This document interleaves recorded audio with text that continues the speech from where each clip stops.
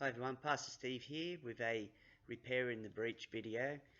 This is a series where we deal with issues that people are struggling with. Maybe you're feeling a sense of fear or grief or a sense of rejection or failure in your life, and the pressures of life are getting on top of you, and you're not sure how to do it. When I was doing some training as chaplaincy, there was one part of the session there which talked about 5 spiritual needs that each person has, that we all have, whether we go to church or not. And then I come up with another one which made it 6 spiritual needs that we all have.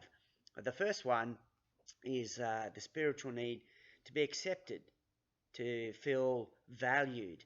I'm going to read from Isaiah chapter 41, and it says in verse 9, right at the end of verse 9, it says, I have chosen you and not cast you away.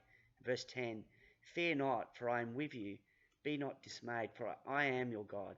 I will strengthen you. Yes, I will help you. I will uphold you with my righteous right hand. Now, this was a verse God gave to me when I was going through a particularly difficult period in my life some time back. And when I read that verse, it gave me a boost. It helped me to realize, hey, God's in this. He's walking through this with me. He hasn't forgotten me, hasn't cast me away, hasn't rejected me.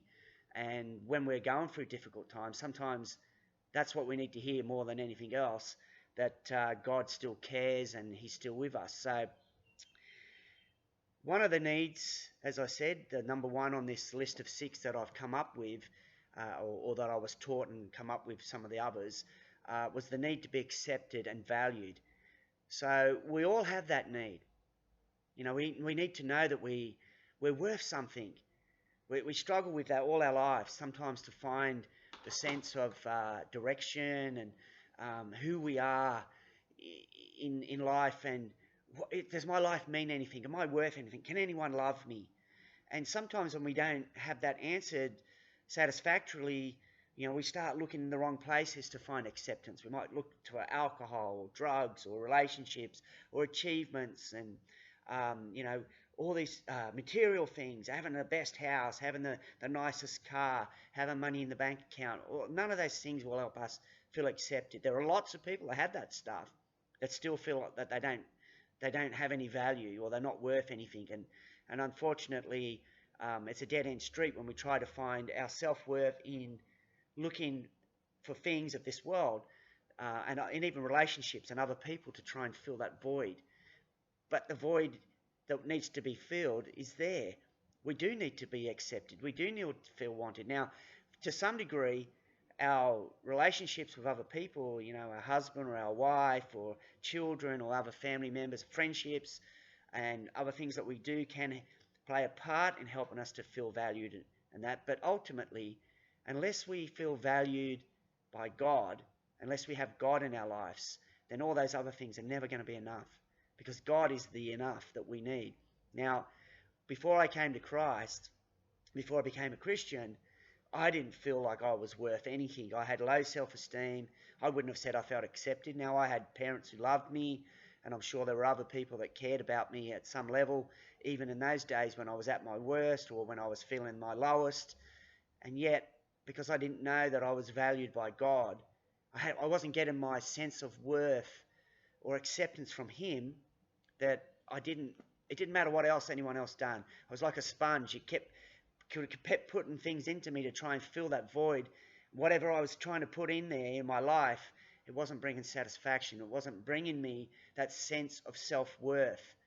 And it was only when I repented, accepted Jesus Christ as my Lord and Saviour, and asked Him to forgive me, and then I realised that I was loved because He created me. I was loved because He made me. I was loved so much that He went to die on the cross for me. And then I began to get my self-worth from Him, and I started to think better on myself, and I looked at other people differently as well, of course. Because when I began to value myself, I began to value others more than what I would have before. Because I was no longer looking at them and competing with them so much. I was looking at them as people with the same sort of struggles I had. They were people of value as well. But before you can do that, you've got to realize that you are loved unconditionally. It's not about what you do so much. It's about what Jesus did. And He will love you always. There's nothing you can do to make Him love you more. And And there's nothing you can do to make him love you less, because his love is eternal. Get your value from Christ, and you will value yourself, and you will then value others, and you will find the acceptance that you're craving for in Jesus Christ. Anywhere else you look for it, it'll be temporary at best. And some of it won't bring you acceptance or value at all. It'll make you feel worse because you'll be doing the wrong things.